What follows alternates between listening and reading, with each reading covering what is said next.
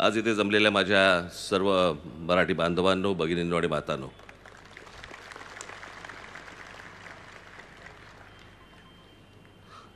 सर्वप्रथम तुम्हाला आज मराठी भाषा दिनाच्या मनपूर्वक शुभेच्छा देतो. इतका चांगला कार्यक्रम चालू असताना मध्ये आम्हाला का भाषण करायला देतात मला काही कळत नाही. खरं तर अशा दिवशी यावं, छान कार्यक्रम पाहावा आणि घरी जावं. निवडणुका आता तोंडावरती आहेत. हे असे कार्यक्रम तुम्हाला बघायला नाही मिळणार पुढचे 2-3 महिने. त्याच्यानंतर फक्त 2-3 महिने आमचीच पकपक ऐकायला लागेल तुम्हाला.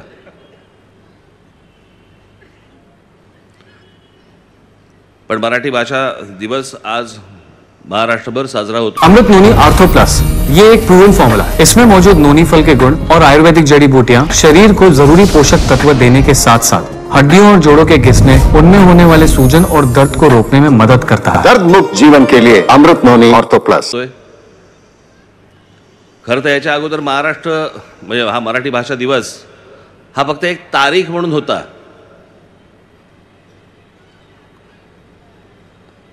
आमच्या कुसुमाग्रजांचा जन्मदिवस म्हणून एक तारीख म्हणून ओळखला जायचा.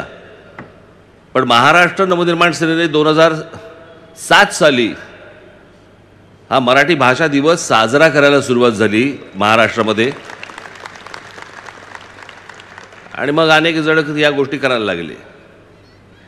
अशा अनेक गोष्टी आहेत ज्या आम्ही सुरुवात केली आणि नंतर बाकीचे करायला लागले.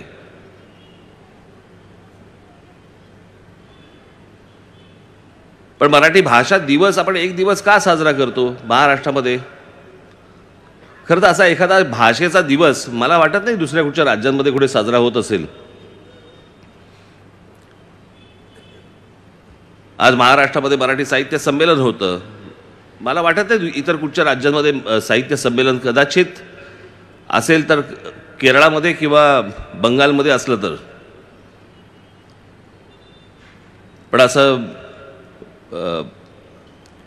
काही अधिवेशन वगैरे वगैरे अशा काही गोष्टी होताना दिसत नाही. याचं कारण महाराष्ट्र पहिल्यापासून पुढारलेला होता, सर्वार्थाने पुढारलेला होता. इथे संत होऊन गेले, महापुरुष होऊन गेले, आजही आहेत, होणार आहेत, येत आहेत. कवी होऊन गेले, कवयित्री होऊन गेल्या.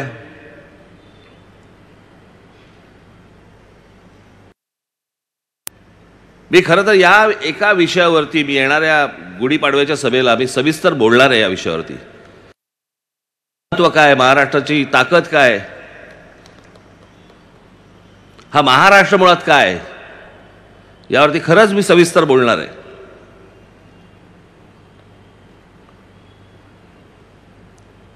महाराष्ट्राकडे भूगोलही आहे आणि महाराष्ट्राकडे इतिहासही आहे. असं तुम्हाला सगळ्या राज्यांमध्ये मिळणार नाही.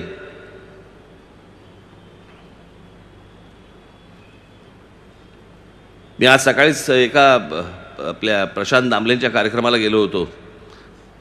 त्यांनी एक तिकिटालय म्हणून नवीन एक ॲप सुरू केलं आहे, त्याच्या कार्यक्रमाला गेलो होतो. आज मराठी भाषेमध्ये अनेक चित्रपट येत आहेत. काही कमतरता आहेत, काही गोष्टी आहेत, त्या मला असं वाटतं आपण त्या सुधारून पुढे जाणं पण तितकंच गरजेचं आहे, आवश्यक आहे. मराठी चित्रपट असो, मराठी नाटक असो, मराठी साहित्यामध्ये तशी गरज नाही, पण मराठी चित्रपट आणि नाटकामध्ये खास करून कुठेतरी आपण काट टाकणं पण तितकीच गरजेची आहे, महत्त्वाचं आहे. आणि इतक्या ताकदीचा महाराष्ट्र मला नाही वाटत इतर दुसऱ्या कुठच्याही गोष्टीमध्ये कमजोर पडेल. पण सगळ्यांनी या गोष्टीसाठी सहकार्य करणं पण तितकंच गरजेचं आहे.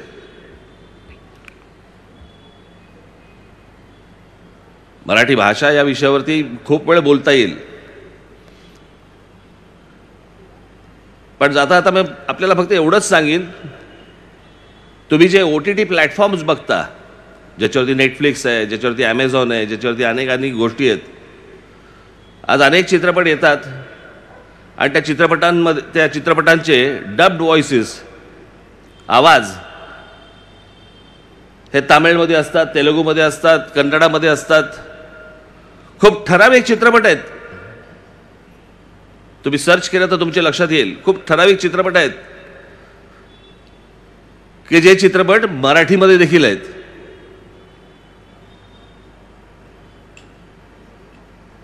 मी मराठी डब असलेले चित्रपट नेहमी बघतो, मुद्दामून बघतो, कारण त्या सगळ्यांना कळलं पाहिजे की महाराष्ट्रामधला जो मराठी माणूस आहे तो त्यांचे चित्रपट मराठीमध्ये बघतो, भले इंग्रजी येत असलं तरी. तुम्हाला काय वाटलं दक्षिणेतल्या राज्यांना काही हिंदी येत नाही, त्यांना समजत नाही? त्यांना समजतं, पण तो हट्ट असतो की माझ्या भाषेत तुम्ही चित्रपट आणा तर बघीन. आपण आपल्या भाषेसाठी हट्ट केला पाहिजे.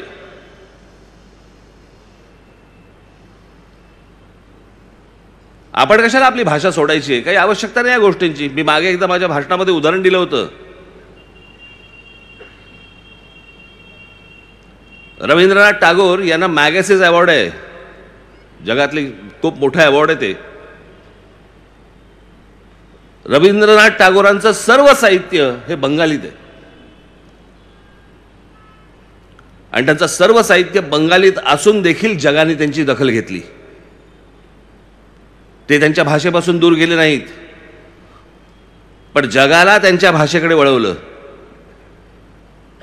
आणि मॅगसेस अवॉर्ड द्यायला लावलं. सत्यजित रे इतके मोठे दिग्दर्शक बंगालमधले, एक चित्रपट सोडला त्यांचा, एक चित्रपट, तर त्यांचे सर्व चित्रपट बंगालीमध्ये आहेत, सर्वच्या सर्व चित्रपट. पण ऑस्करचा लाईफ टाईम अचीवमेंट अवॉर्ड हा सत्यजित रेनं त्यांना दिला आहे. अमेरिकेमध्ये बसलेली माणसं जी भाषा समजत नाही अशा भाषेतल्या एका दिग्दर्शकाला तोही भारतातल्या लाईफ टाईम अचीवमेंट अवॉर्ड देतात. ही माणसं आपल्या भाषेपासून दूर नाही गेली, त्यांनी आपल्या भाषेपाशी जगाला आणलं. आपणच का भाषा सोडतोय? आणि ही मराठीसारखी भाषा, मला नाही वाटत इतके संस्कार असलेली एक भाषा. तुम्ही साधा विनोद घ्या, या भाषेमधले विनोद घ्या, तुम्हाला इतर भाषांमध्ये मिळणार नाहीत.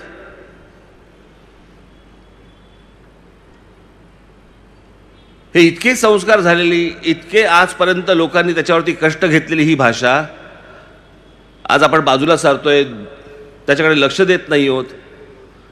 आणि म्हणून मला वाईट या गोष्टीचं वाटतं की कुसुमाग्रजांच्या जन्मदिनी फक्त आपण एक दिवस मराठी भाषेचा सन्मान करतो, एरवी काय करतो? मी आता एक नवीन महाराष्ट्र नवनिर्माण सेनेतर्फे, जी जरी माझ्या पक्षातर्फे जरी असली तरी ती महाराष्ट्रासाठी म्हणून, मराठी माणसांसाठी म्हणून, मी मराठी माणसाने काय गोष्टी केल्या पाहिजेत मराठीसाठी याची एक शपथ मी आता पुढच्या 1-2 दिवसामध्ये आणणार आहे. तेवढी जरी गोष्ट मला असं वाटतं प्रत्येक मराठी माणसाने केली तरी मला असं वाटतं की आपल्याला हे असले एक नुसता एक दिवस साजरा करून होणार नाही. त्या दिवशी आपण, मला असं वाटतं की कुसुमाग्रजांची फक्त जयंती म्हणून साजरी करू,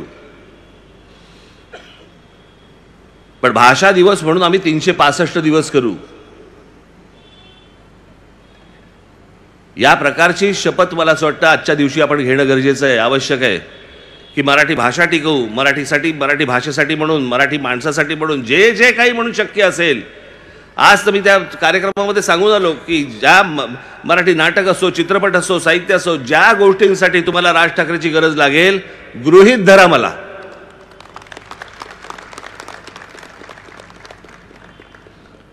पण जे जे काही आपल्याकडे निर्माण झालेलं आहे ते जपावं, टिकावं, एवढीच फक्त मी आजच्या दिवशी फक्त मी ईश्वरचरणी प्रार्थना करतो.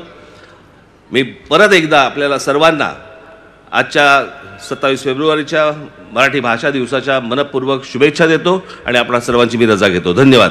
जय हिंद, जय महाराष्ट्र.